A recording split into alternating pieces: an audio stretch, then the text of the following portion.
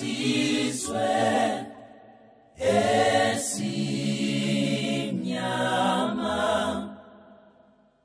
sikhalela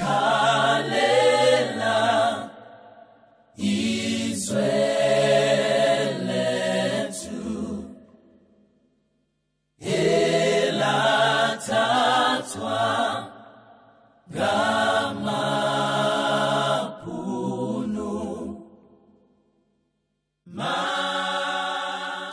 As a woman, imagine living in a country where you are not safe, walking on the streets in broad daylight, not safe in a public place like a post office, or even worse, not feeling safe, living alone at home or with someone who is supposed to be loving you and protecting you at home. That is in South Africa.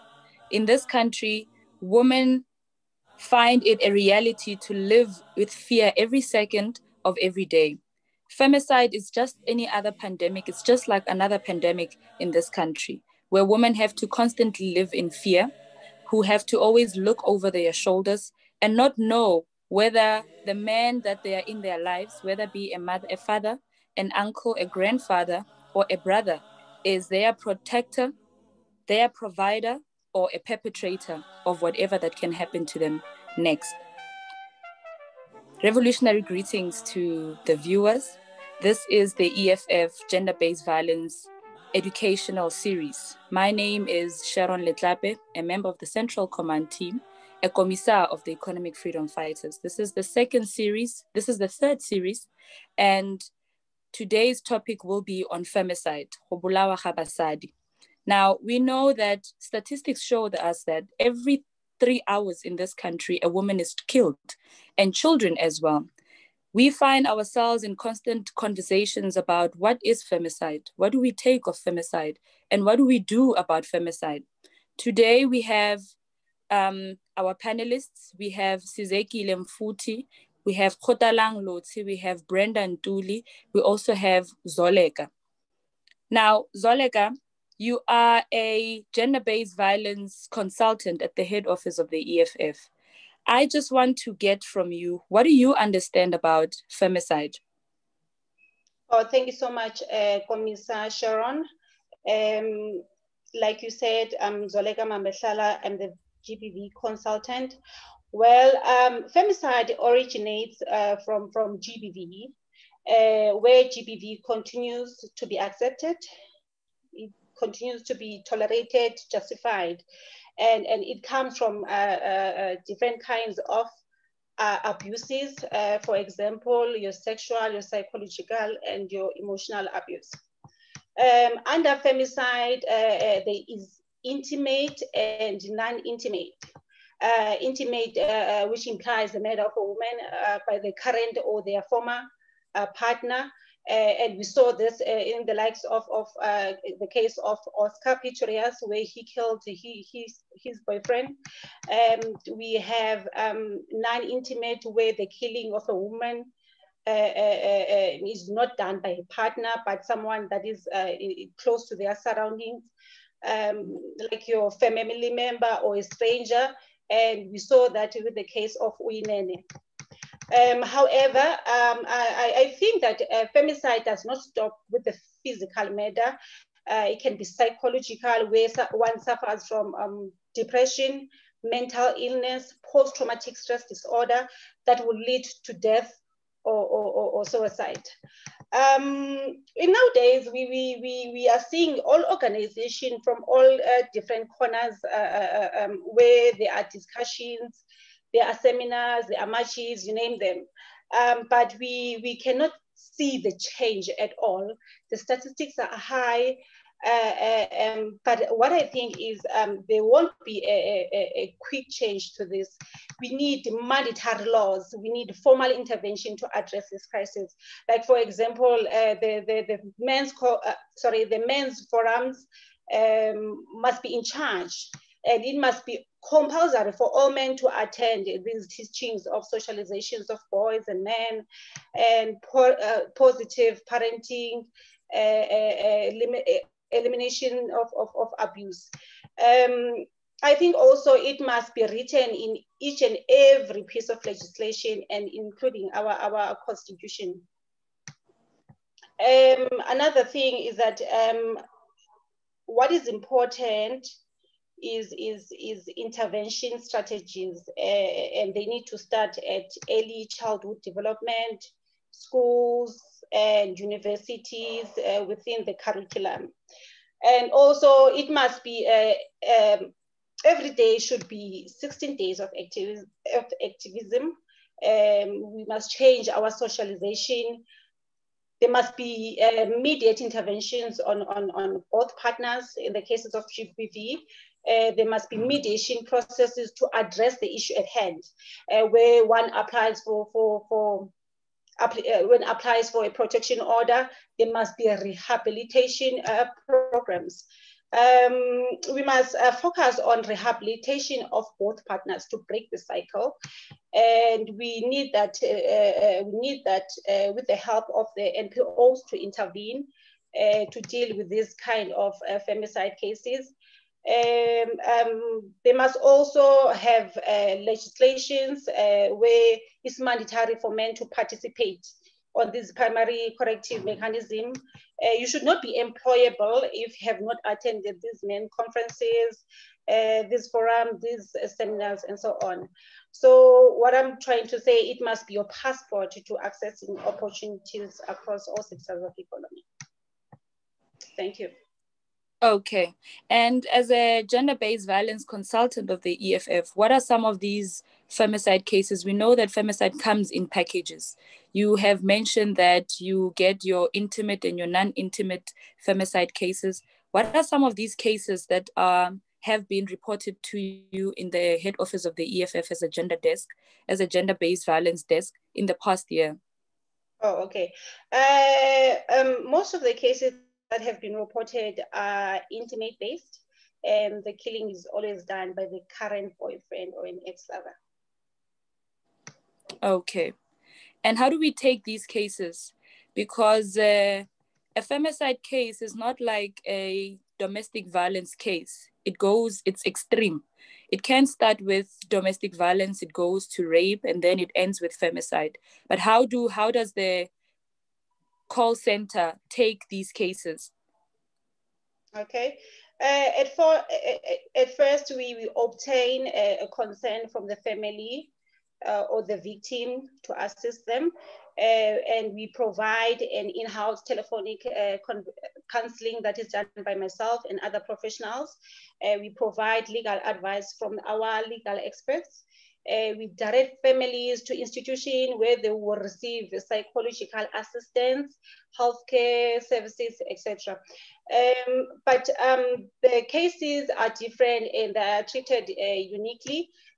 But firstly, we formulate assessment, we formulate what kind of intervention is needed by the victim or the family.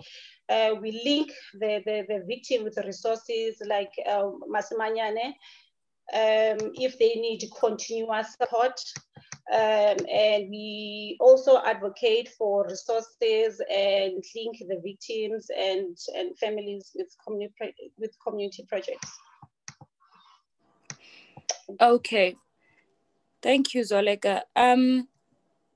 Domestic violence is a violation of both women and children on a day-to-day basis.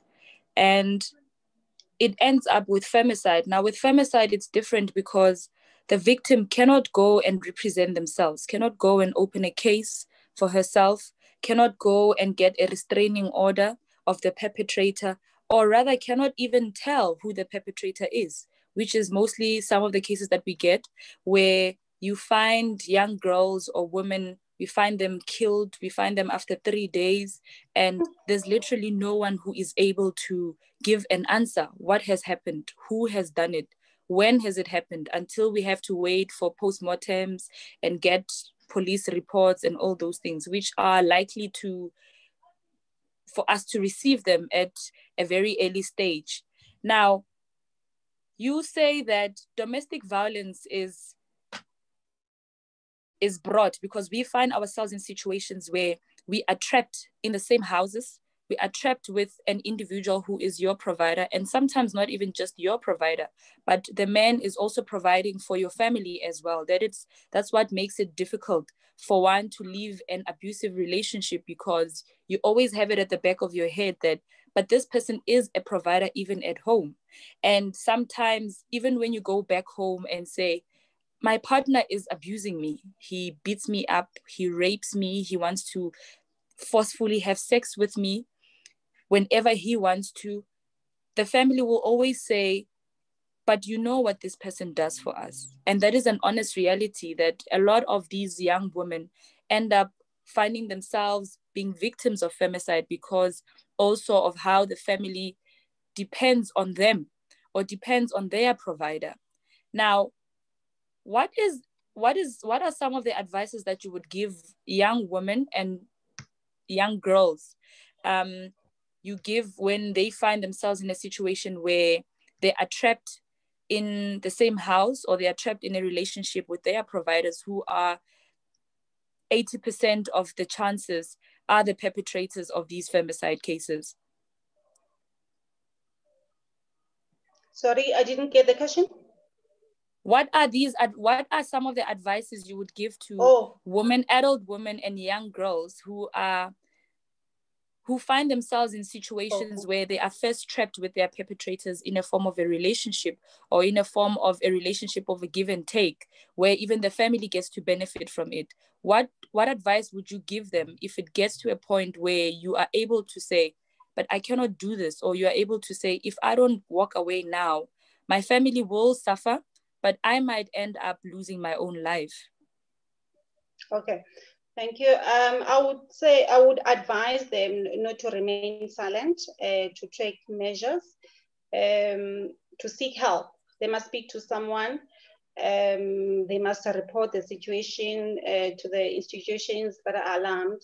They must go to the police. They must go to their local social services, but they need to report it. But is there a justice system?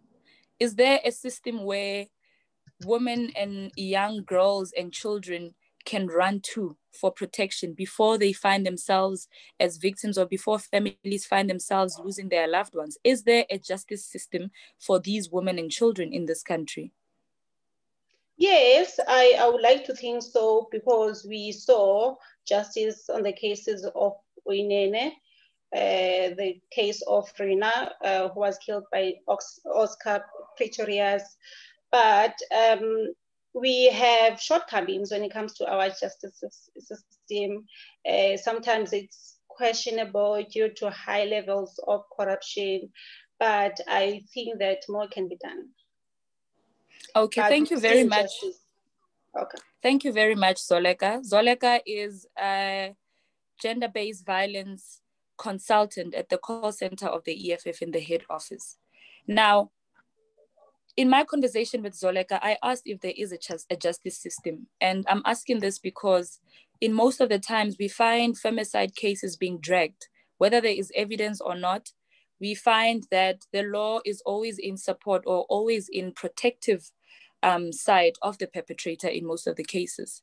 And we are saying this because in the past year, in the month of August alone, we found more than 30 women who were killed by their loved ones. And in all those cases, the cases had to drag so long because the police or the justice system have to go and dig on evidence.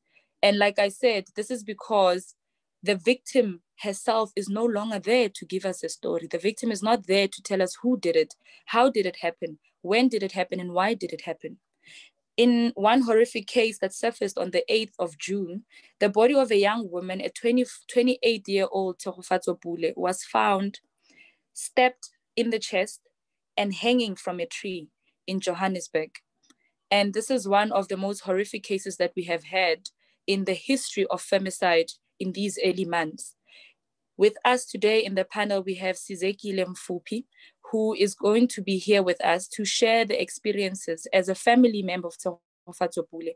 How do families deal with such cases? As a family member, what do you go through? How does it affect you as an individual and as a family? And how do you think there is a relationship between these forms of violations against women and the justice system? Sizekile Mfupi, please share with us your story. Thank you, Sharon, for having me as part of your panel. With the case of Tshegofatso, it's still an ongoing. To us, it's like it just happened yesterday. We're still questioning ourselves. We're still blaming ourselves that why did we let Tshepo go? If only we did, if only that. We still have a lot of questions. And with all those questions, we will never get the right answer. We will never get Tshepo back, even if there's people that did this will be arrested, if ever there will be. It is what it is. It has affected us big time. Yeah. And maybe let's first go back. I know this is one moment that no family wants to relive, but I think in us having honest conversations about such cases, especially femicide, in as horrific as it is, sharing our stories with the rest of the world also finds a way of women and children having to find a safe place or a hiding place, or to even have to deal or get coping mechanisms as a family. Now, when you first heard that Tshepo was found dead in a park, in a situation that she was in, what first came to your mind? Did you think, was the first thing that came to your mind that maybe it's somebody that she knows, maybe it's somebody that she has a close relation with, or maybe it's someone who found themselves being attacked, having a demonic attack, and found Tshepo to be the perfect victim? I don't know if there's such a thing called a perfect victim, but I think when perpetrators do this, they first calculate their measures to say, if I do this, this would be the reaction, and therefore this is how I would, finally get to my intention. When we first found out, we didn't believe, obviously. Secondly, the person that we thought he loved, Tshegofatso, he is the father looking forward to fatherhood. We never imagined. We really never imagined. Like, I don't even know where to start or what to say. It's...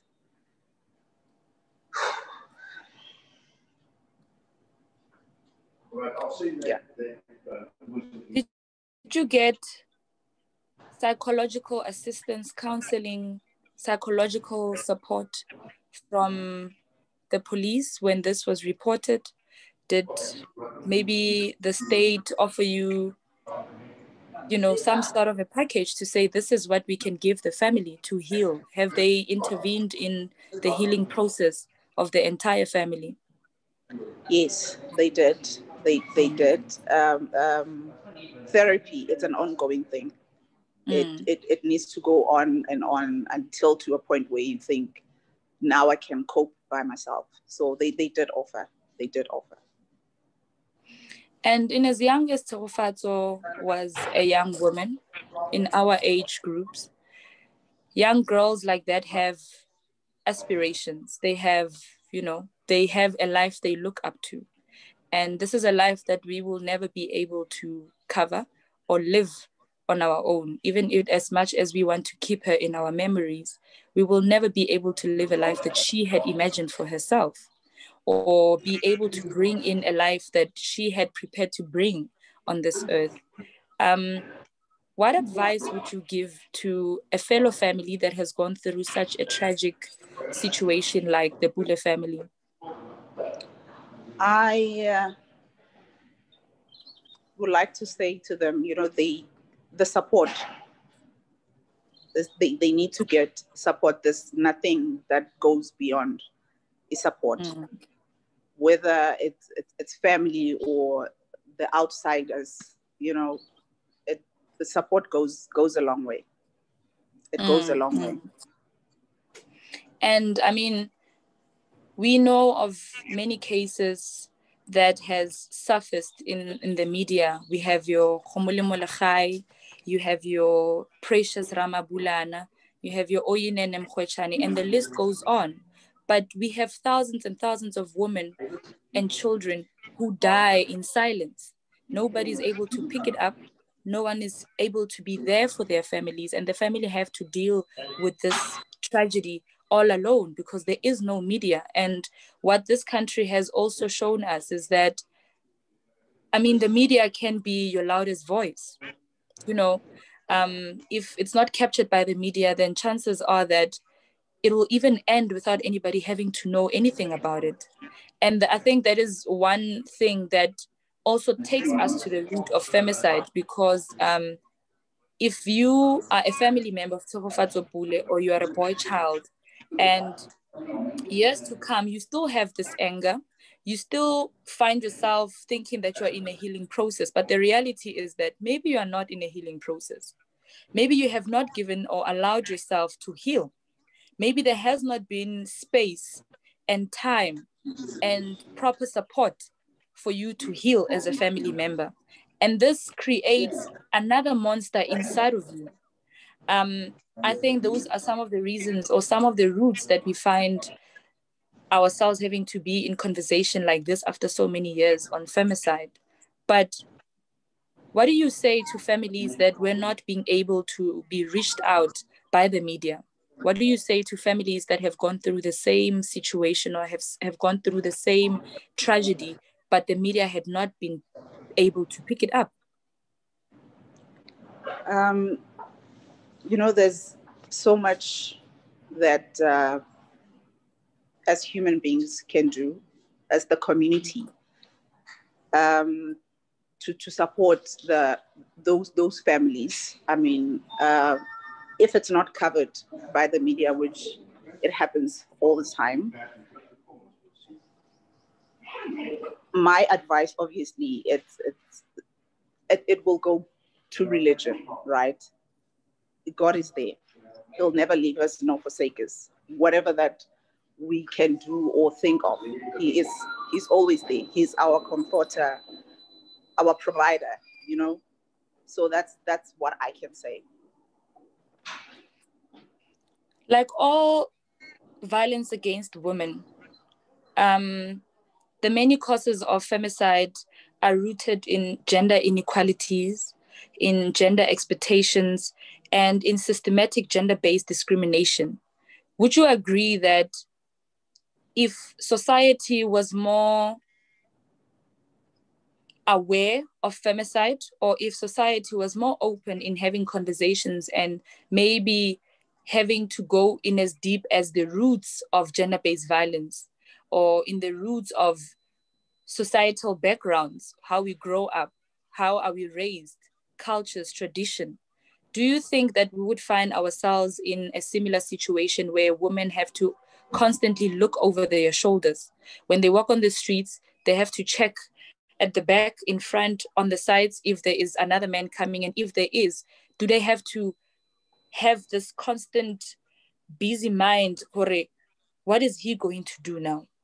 Is he a possible perpetrator? Is he not? Is he here? Would he be here for me? Would he be there to protect me, or would he be there to attack me?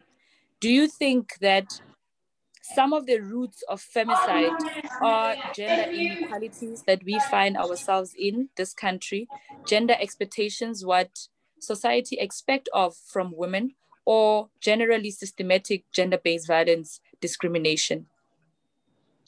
The discrimination is there, and it's been there for years and years and years.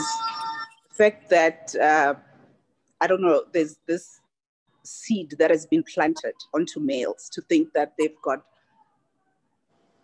dominion over a female's body. They've got some type of entitlement to them. It's so crazy. It's so crazy, and I don't know how we can emphasize and stress the fact that you are not entitled. You are not entitled to any female body. You are not. There's you, and then there's me. The fact that you are the head, there's a reason why you are the head, but that doesn't give you a right over any part of my body. And Tshegofatso Pule's case is still ongoing. Are you able to share with us, maybe in as much as it's ongoing, when is maybe the court date, and if in your own personal capacity you are able to give us what you expect at the end of this court proceedings? What do you hope the court to have achieved? What would you want to take home and say justice has been served?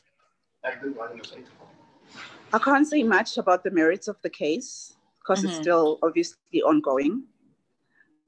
But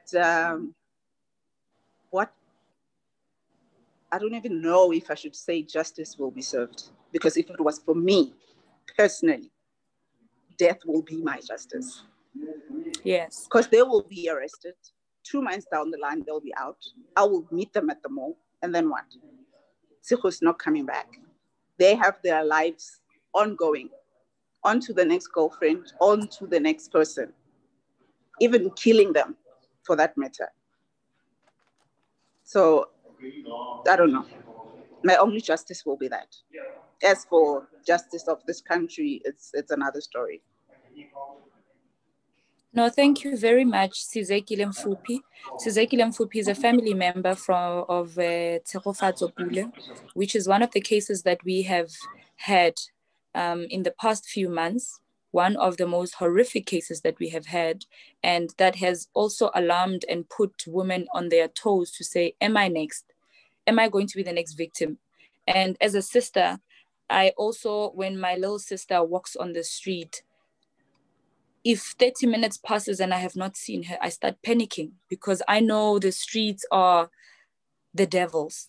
It's the hell. I mean, you leave a child for 2 minutes on the streets and you have a different story to tell the next day. It's a very tragic case. And I hope that the family of Tshegofatso Pule finally finds closure, not justice, like Sive has said. The only justice is for the perpetrator to also pay, in as much as he has taken lives. And this is going to stick with families. All those family members will be suffering from some sort of scar that can never go away. It's a scar that does not go away. It's a life taken. It's not like being slapped and the next day you are fine and you are good to go. You can even smile with that person. And I mean, wishing death on someone, I don't think it's in our human nature as Black people, but you find yourself in situations where you say, even jail cannot give us justice. And even in these same jails, these are safe places for perpetrators. And that is why we've always argued that you take them to jail. Yes, that is part of their rehabilitation process. But what happens to their families? Because after 10 years, this person must still come back from jail and still live a normal life. When a family is left with a lifetime scar of losing a family member, a potential future leader, a potential family provider. And maybe jail is not necessarily a rehabilitation center or a rehabilitation process for these perpetrators. And maybe we need to continue having conversations on our justice system and see if really they are in favor of victims or rather they are protectors of perpetrators. Sizekile, thank you so much for sharing your story with us. Is there anything that you would maybe like to share with us as we are continuing to have this conversation on femicide? No, thank you for having me. I really appreciate the time given. Thank you so much. Thank you. Women are not simply dying. They are being killed, and they're being killed by men while the government lacked the will to end this massacre. We call it a massacre because if something has to happen on a day-to-day basis and we find ourselves having to normalize the situation that we are in, it becomes a massacre that has no willingness to stop. And like I said, it's not women who kill women. And if there are, it's just a small percentage of women who kill their fellow women. But most of the perpetrators are men, and not just men, men who we find comfort in, who we find ourselves vulnerable around, who we have opened up our lives to them. Khotalang Lotse, you are a young man who has existed in different spaces, in the academic space and in community, in society. What do you take and understand on femicide? Thank you. My name is Khotala Loche. My understanding of femicide, like many people would say, it's generally understood as an intentional murder of women and children. But some people might argue that it's not intentional, trying to justify their actions, trying to justify why they abuse, they rape, or they kill women, trying to put blame on women, not thinking that the problem is them men, who maybe they're not socialized to respect women. Yeah, thank you. And thank you. And what is your perspective on how men handle femicide? Whenever women come out and speak out or do a march and speak against gender-based violence in particular, and maybe femicide, you find men crying out the loudest to say, but it's not all men. They even go to an extent of having hashtags of not all men, which I find it very problematic, because when you speak of an issue like that and you say perpetrators are men, we are saying this because these are dominant perpetrators. If you were to look at the stats, you find that men are the ones who perpetrate femicide. Women suffer femicide in the hands of men, both those who are in relationships with them or those who are in corporate relationship with them. Any sort of relationship they have with a man, the reality is that most of these femicide cases are done by men. What is your perspective? How do you think men handle this issue of femicide? Like the family, the previous speaker just said, that men think they have dominion over women's body. They think they're entitled. And this goes back to the issue of socialization, how a boy child is socialized, how a girl child is socialized. Men fail to understand that they when they're in a relationship, and then when the woman says doesn't want to be in a relationship with him, they fail to understand that they must let go. When love is no longer there, they feel entitled. They think they own women, and the issue of power relation entitlement plays a great role in why they don't let go. And other women, it's difficult to live an abusive relationship because of what the previous speakers have just said, that a man would be a breadwinner. A breadwinner, and it would be difficult for you to live an abusive relationship because the abuser is a breadwinner. Like myself, I grew up in a very violent home. My father used to beat my mother a lot. Now, when you grow up as a man, it's a matter of taking a decision as to whether you correct what your father has done, or you continue doing the wrong things that your father has done. Yeah, thank you. Thanks, Khotatso. Statistics have shown, like I said earlier, that every 3 hours a woman is killed in this country. And this is 5 times the average of the world. This is 5 times the world's average. And half of all these women murder victims are killed by men with whom they have a close relationship with. What do you think is the root of that? I think before we even get to that, what do you find to be roots of producing such men in this country? What do you think are the roots of finding abusive men, of finding perpetrators in this country? I think culture and tradition plays a very prominent role in producing such men, because a man would pay a lobola for a woman, and he would think that paying lobola means that he's buying the woman, and it doesn't mean like that. Lobola is just a token of appreciation, appreciating the family of the woman for raising your wife, and yeah. So tradition and culture plays a very prominent role in producing this type of men who have toxic masculinities. And do you think we're doing any better now in terms of how we are raising our children currently? Not at all. I think we should start by socializing our girl child, boy child differently.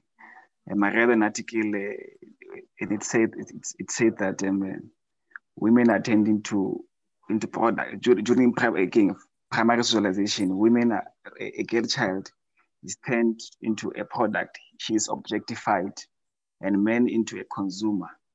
Yes. It is a consumer that has the power rather than what they are buying. So I think it should start in primary socialization. We should socialize our boy child differently to respect and love our women. You see, our woman is also very problematic. And this is a phrase that a lot of times men use. When they want to refer to women and children, they will always refer to women as our women. And I think that's where the problem also starts, to think that, and it might come out from a good place, but how the rest of society understands it becomes very problematic. And if you go around, you realize that even between you and me, there's certain things that you would see in me, and there's certain things that I would see in you. But in as much as you can even advance to asking for certain things, you know, when you ask for something, there's three options. It's a maybe, it's a yes, or it's a no. But in most cases, there will always be a yes or a no. But when a man asks for something from a woman, they are always expected to hear what they want to hear. They expect to hear a yes and never a no. And I think it is also because, like you said, culture and tradition. When men are taken to whatever traditional processes they have to go through, from being a boy to being a man, they are told that if you are a man, you don't take a no from a woman. Or if you are a man, you need to show your masculinity in some kind of way. And in most of these cases, they will always objectify a woman to say a woman is a property. And therefore, in as much as you are a provider, a woman must always be succumbing to you as a man. And once you start doing that, then you create an idea in your mind as a man to say, but a woman cannot say no to me. And if a woman says no to me and I actually allow it, it means I am less of a man.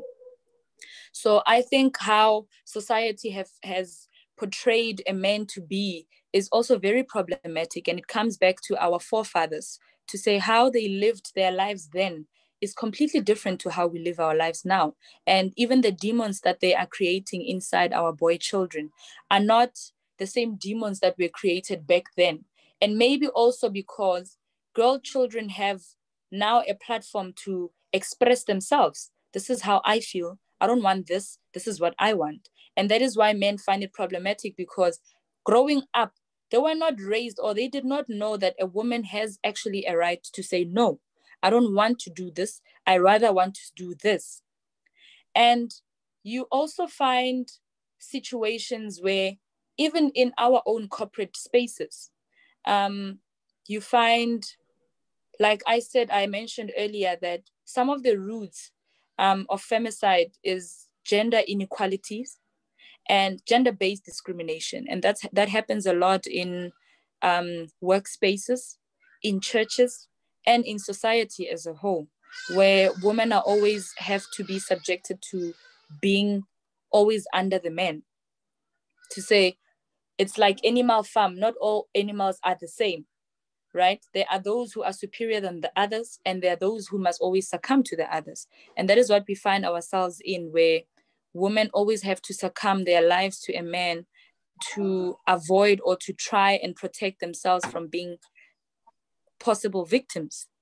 But it doesn't really matter, Khotalang, because you walk on the streets and you hear that a 3-year-old child was raped and killed. Now, that is a different case, because what you see in me as a 27-year-old is not what you would see in a 3-year-old. And a 30-year-old rapes and kills a 3-year-old, and that is a man. These are men that we live in societies. These are men that we live with in our homes. And these are the same men who gets protected by our own family members. Our mothers, our aunts, our sisters, our grandmothers are the ones who protect these perpetrators from society. To say, no, he did not do it, even when they know that you have done it. But because it's Khotalang, they will always have to find a way of protecting him from society punishing him, or from him paying for whatever violation he has created. Now, between you and me, if you find yourself in a situation as a young man like you who was raised in a semi-domestic violence home, if you find yourself in a situation where you don't agree with your woman, with your partner, you have certain or different views on certain things, and a woman decides that I don't want to be with you anymore. I don't want to be with you, and I want us to go different ways. What are some of the options you would opt for as a young man who was raised in a different society and who finds himself in a better understanding of the ill acts and violations that this country is in the middle of? Okay. Many men find it very difficult to navigate their way around each rejection, being rejected by their partners. They find it very difficult because either they feel or not they have power over women. Women are subordinate. That's the subordinate upon their superior. What I would do, I would just walk away. I will accept or no, it's over. Just walk away. But others who were raised in a very toxic environment, they wouldn't understand or no. When a woman says no, it's no. They would go behind that woman and try to make her uncomfortable with her life, make her life miserable, and end up maybe killing the woman, mostly because they fail to navigate their way around rejection. And one of the key reasons for killing or abusing or raping women is embedded in inferiority complex that many men are suffering from. They are suffering from inferiority complex. They can't deal with rejection. And it goes back to socialization, how a boy child is socialized, how our society raises women, raises men. You see, they raise them to think that they are superior, they are breadwinners. And also, women's economic empowerment in this country, globally, in this country, remains a critical challenge. Women work, they work in formal employment, precarious work. That doesn't make them financially stable. So they end up depending on these men who are violent. And they can't even leave the toxic relationship because the man is the breadwinner. So what I would do, I would just leave the woman and move on with my life. Thank you. And do you think the so-called existing justice system in South Africa works for or against women?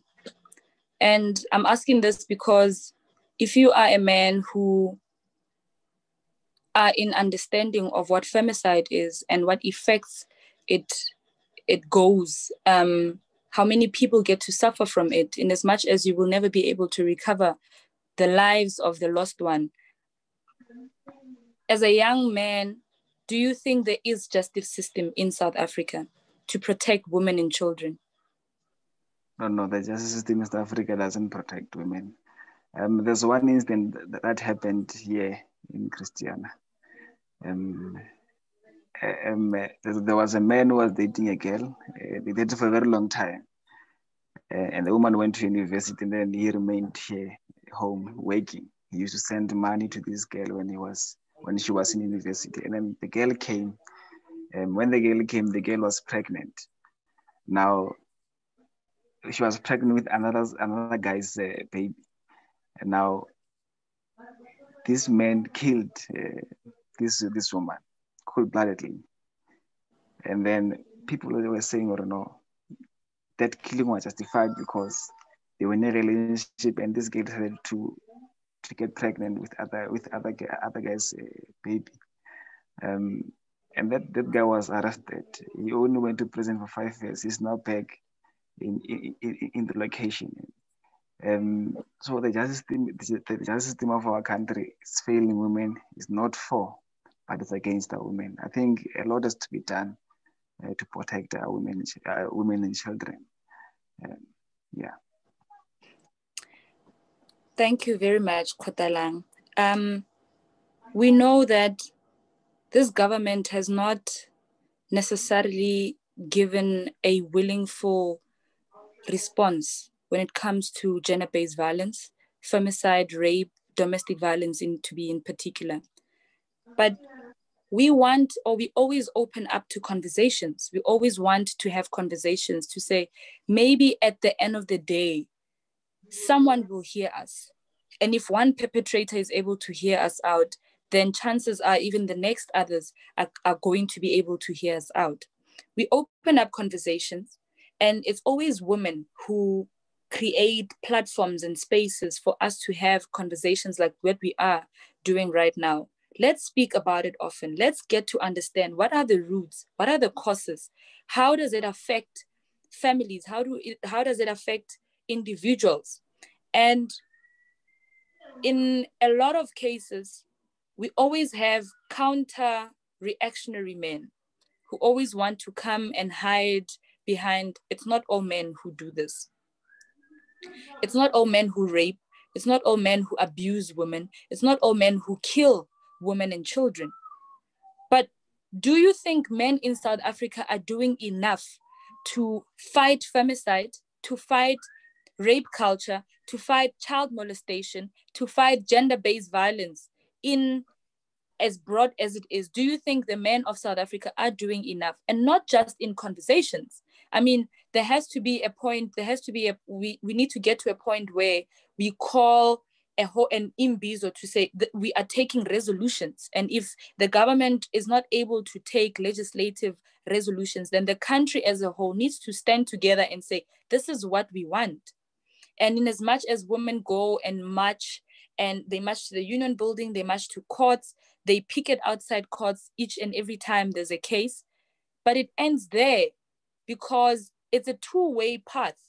If there's men who understand femicide or gender-based violence in particular, and they understand to what effect or to what extent does it affect this society, but are not willing to have these conversations with us, they're not willing to be on the picket lines with us, do you think men in South Africa are doing enough? Do you think you as a man, you are doing enough to protect women or to even teach and unlearn certain ill manners that men have in your different societies?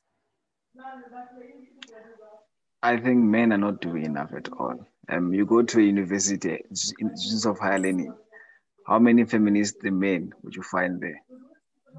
Yeah. They're not there. One or two. If you join that movement, you're going to be told all sorts of words, or no, you are this and that, blah, blah, blah.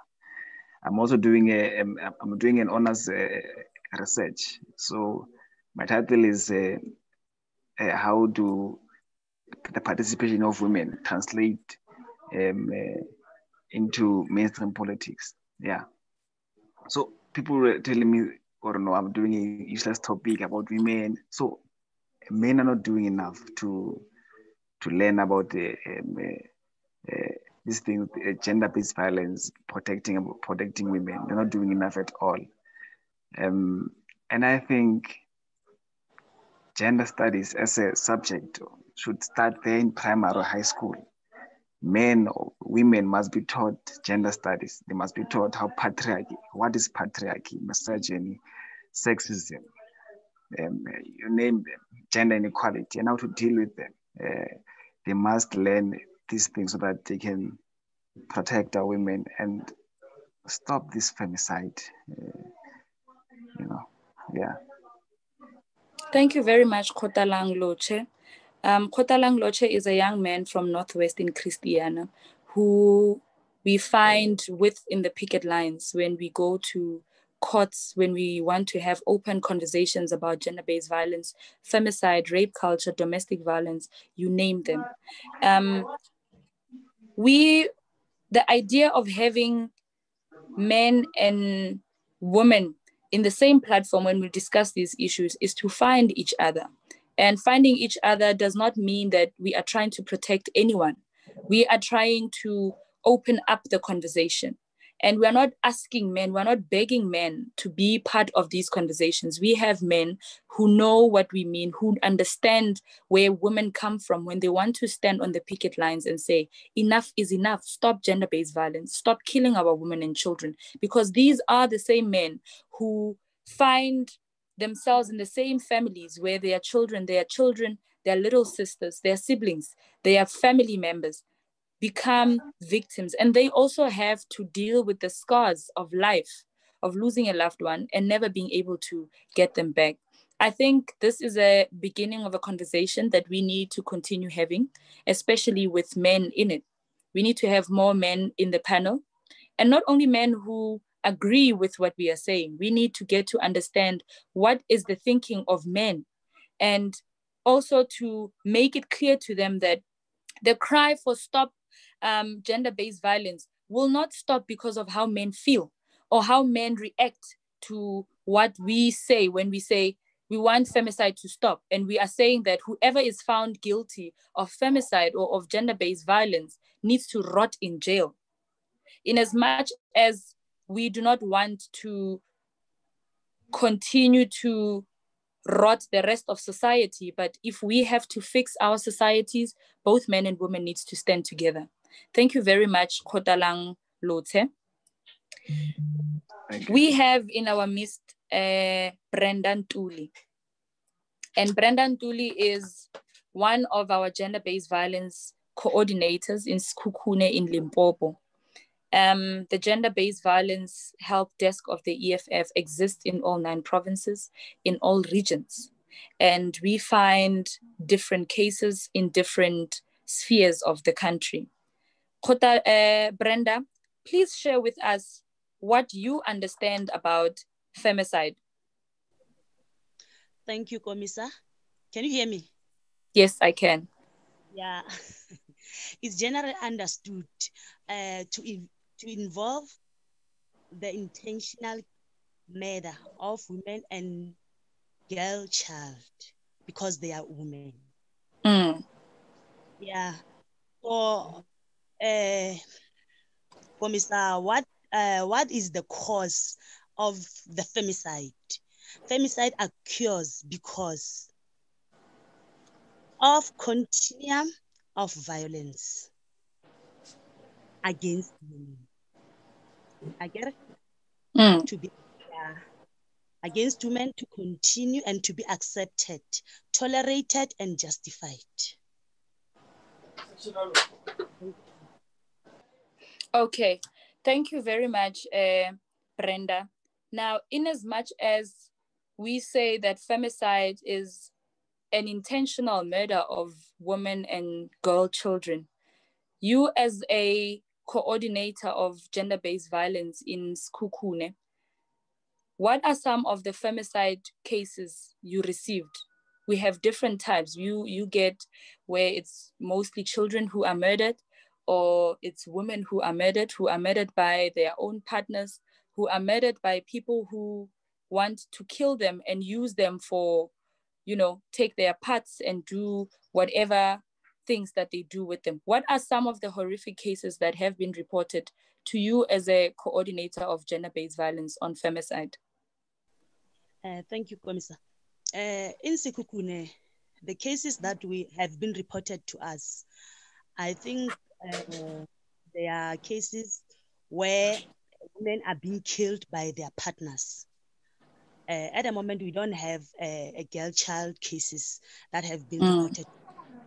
It's only the women that are being killed by their own love or ex-former boyfriends.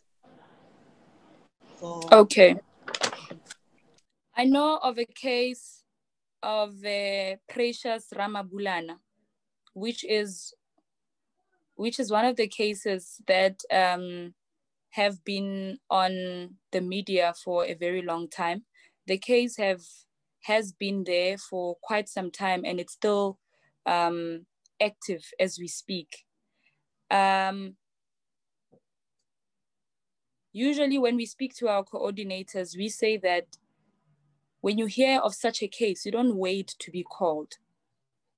And that is the culture of the EFF, that when you hear there's a case of this sort, a femicide case, you don't wait for the family to reach out to the EFF.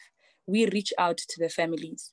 We go and we ask that if there is any intervention that you would want from us as an organization or as community activists, which you are a community activist. How did it go about? How does it feel as a coordinator, as a fellow woman, to reach out to a family that has suffered such a loss? Thank you, Commissar. As a coordinator, we all know that the pains of these victims becomes our pains. Their load becomes our load. So on the case of Precious Mahabani, it is an ongoing case of which is maybe now it's going to make 4 years or 3 years since the case has happened in 2018. And at the moment, justice has not been done. So even the family are failing to even bury the loved one. As much as you can remember very well that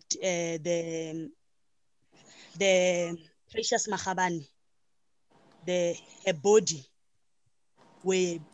have been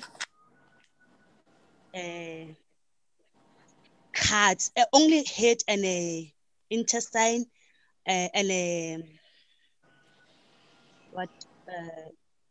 hand that were found. So the family couldn't bury their daughter because they felt that there's no justice. So they wanted the closure. They waited for those months, hoping to get the other remains of Precious Mahabani up until last year, December, when the family just gave in, thinking that, okay, since we cannot find anything and the court has just decided to postpone the case to this year, November 29. So the case of Precious is dragging, as you can see. So the family is losing hope in the justice system. And again, if you can see, when they were busy preparing for the burial of the remains that they had, of which they were kept in a government mortuary at Leboakgomo, the family arranged everything. In the last hour, they were told that even the parts they discovered on 2019, they went missing. So it's like, I don't know if ever how our government or it's happening to be handling these cases, such cases, because we are failing the families of the victims, because now the Makgabane family is like emotionally, like they feel emotionally drained. When you can just go there and look at them, you will feel their pain, that these people, they're in pain. They wanted to get over and done with this. Maybe they thought, because the government system, the way it's dragging their case, they have lost hope. You could see that they have lost hope in the government system, actually, Commissar. And why do you think the case has been dragging for such a long time? Commissar, the case of Precious has been ongoing since the victim went missing 2 days before Christmas 2018. That is why I'm saying the case is been dragging, and the culprit were arrested on February 2019. That's when they took the family and their subs to point where they buried the head and the hand and the intestine of Precious Makgabane. So that is why I'm saying it's been long dragging, because every time when the family goes to court, they will be told that the case is postponed for further investigation, postponed for further investigations. And again, if ever you can zoom in deeper into this case, these people, they are being charged with many, what can I say?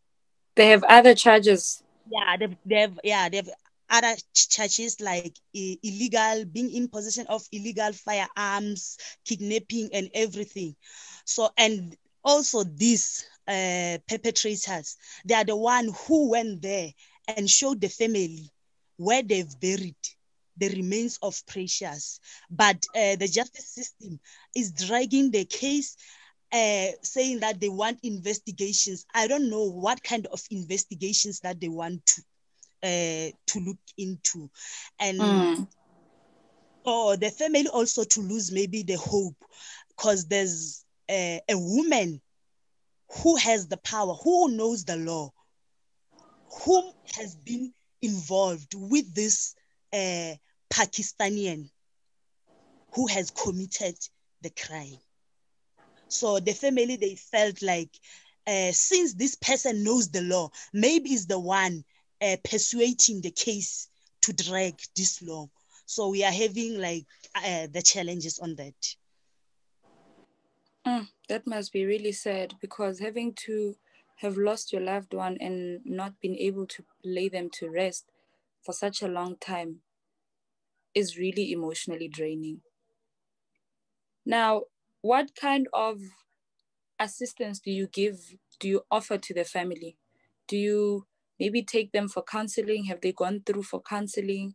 Have they gotten any sort of intervention from maybe the police, from the other organizations that are or can be put in place to assist the family in this process? Lona le ba thusa jwang as gender-based violence coordinators? Batho ba baso. Thank you, Commissar. As much you say that the family, there have been other member of society or community activists, women who have been with this family since day one up until now. So I just joined in the case of Precious Makgabane once I was appointed as the coordinator of the EFF. I went there also to meet with the family. We discussed and listened to their story, listen to their emotions. What is it that they want us to help as the EFF? So they even told us that they can be happy with any help that it can come their way. Because I remember when this on the issue of missing parts, we went to Leboa Khomo together with the family and the members of the community, the furious ones. So we get there, even though they were sending us from pillar to post, but we managed to get whoever is in charge or the cluster head to even talk to the family and give them the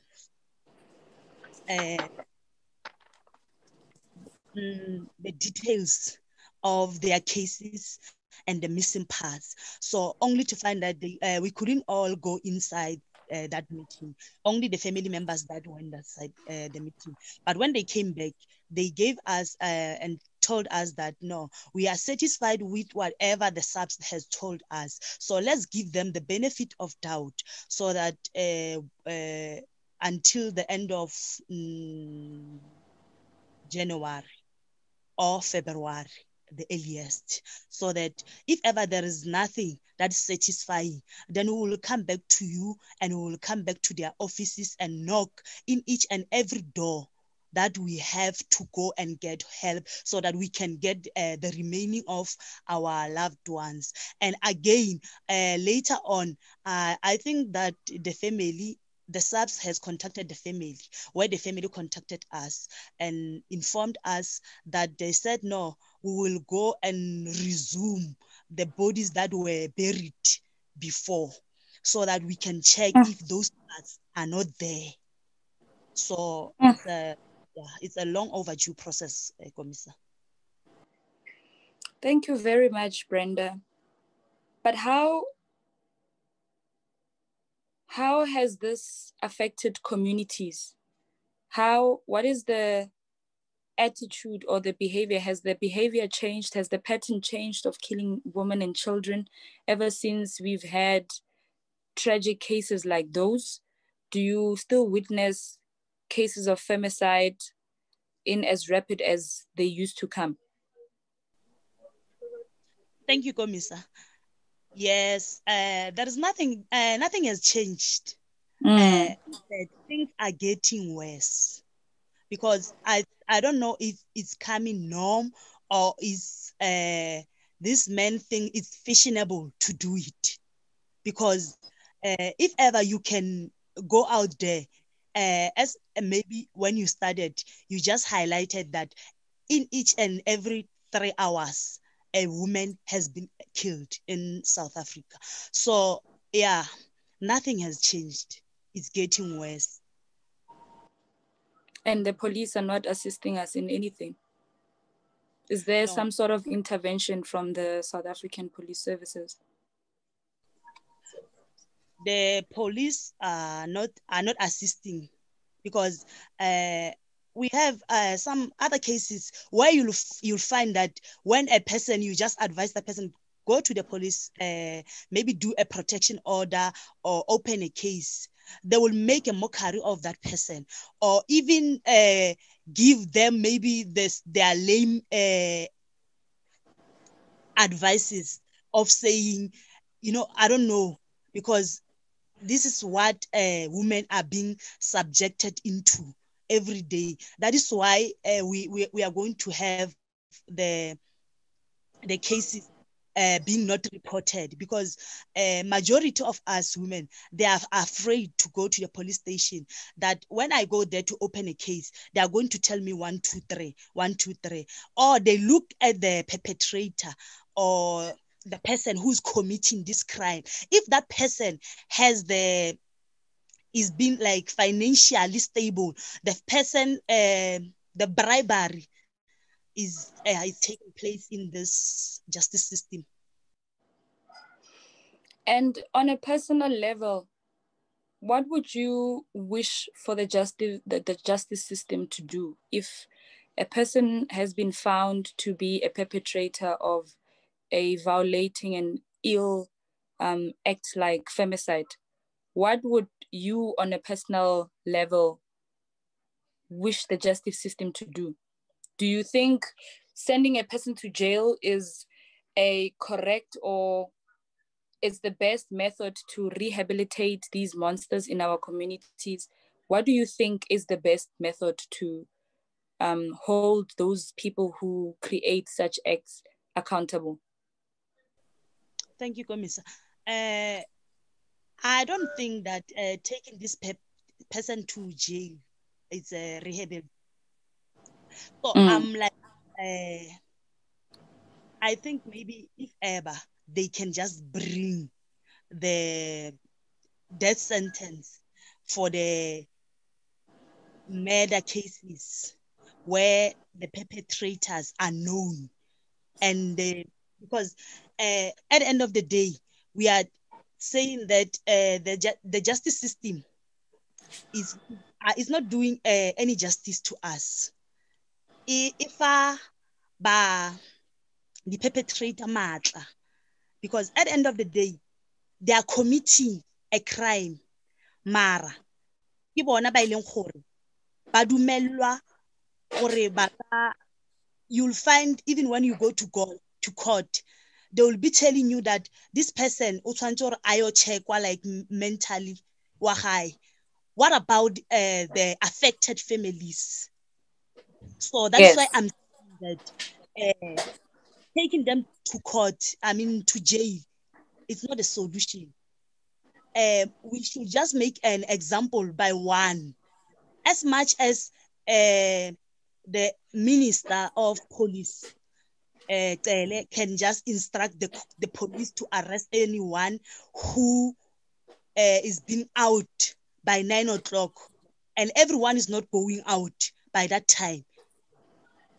He can do something better into punishing all these perpetrators. No, thank you very much, Brenda. I think we share the same sentiments. Everyone who has been given an opportunity here to speak, we share the same sentiments that we are against femicide, and we also understand that femicide does not go alone. It goes through domestic violence, it goes through rape, and that is why gender-based violence is so broad, that this is just the end point to a beginning of an ill behavior or an ill act, because a person will first be abused by their partners, and then it goes through to say, I want to forcefully be intimate with you, raping that person. And because they think that the only way to silence this person, or the only way not to be exposed of my behaviors, is to end this person's life. And that is why we find ourselves with situations where a lot of women and children are being killed. They're being killed by their loved ones, but they're also being killed for other reasons, like what you have said now. We have instances where men kill women to use their parts. And I think what makes us very vulnerable in having to take on these cases is because we have not seen these cases, the justice being served. I think a lot of women have not found a point to say, I have been victimized, I have been raped, or my child has been raped and has been killed, and this is what has happened.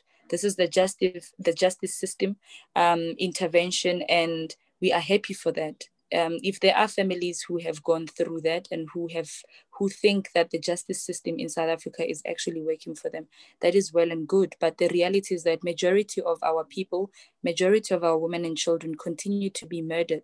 Every 3 hours, a woman or a child is being killed, and nothing is being done unfortunately, you can sort out one case, but if there's 1,000 more cases that are still unsolved or that are still coming through, then it makes it very difficult for us to think that the justice system is actually in favor of women and children. And if the government is indeed willing to solve this massacre that has been created by monsters of men who exist in the same spaces with men who share sentiments like you and me. We have men who think that femicide is an ill act, but they are not men enough, or they are not ready to have conversations amongst themselves as men to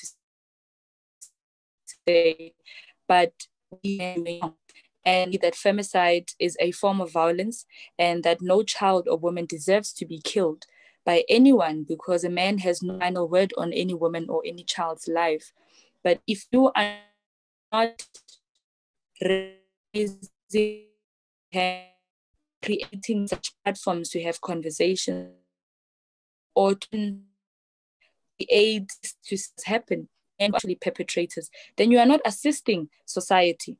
If there are men who agree that gender-based violence must stop, but they have friends or they have other men in their circles who are actually perpetrators of gender-based violence and are not picking them up, they are not the first ones to go and report cases. They are not the first ones to assist police officers to go and look for these perpetrators. Then they are not doing anything. It's the same thing as the police who claim to always be there at all times for women in this country. And it takes them 4 to 5 hours to even get back to you when a child has been reported missing or a child has been reported to being raped or killed.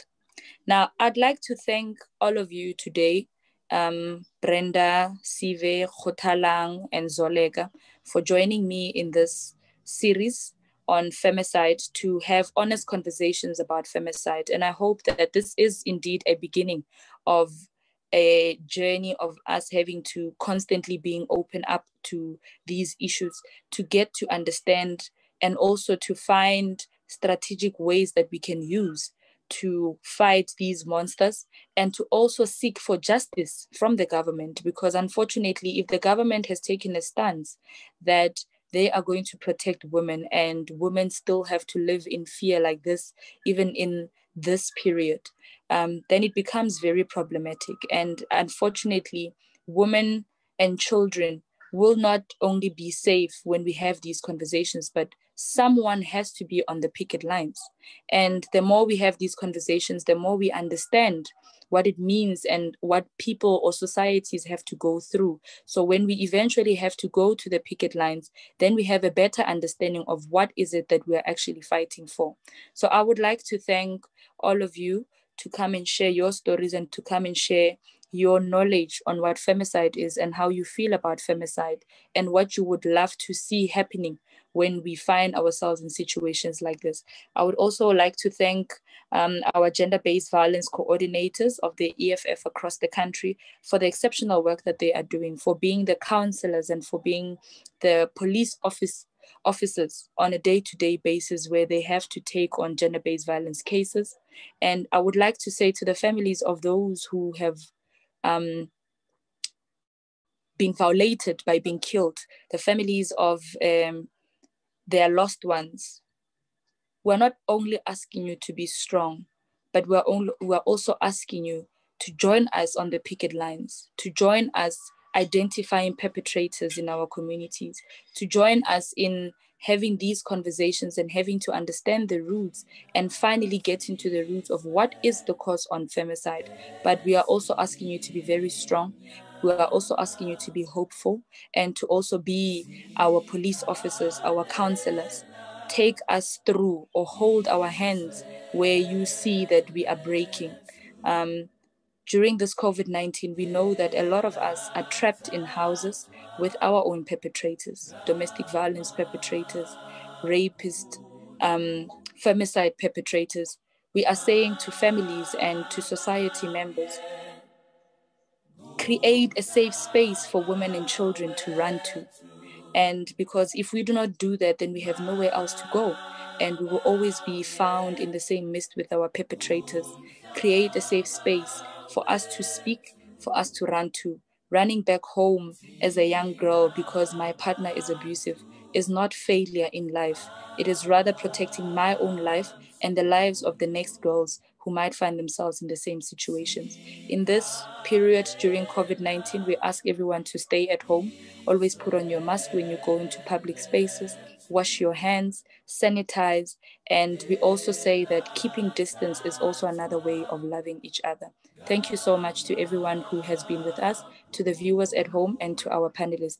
Thank you very much. Mama, yeah.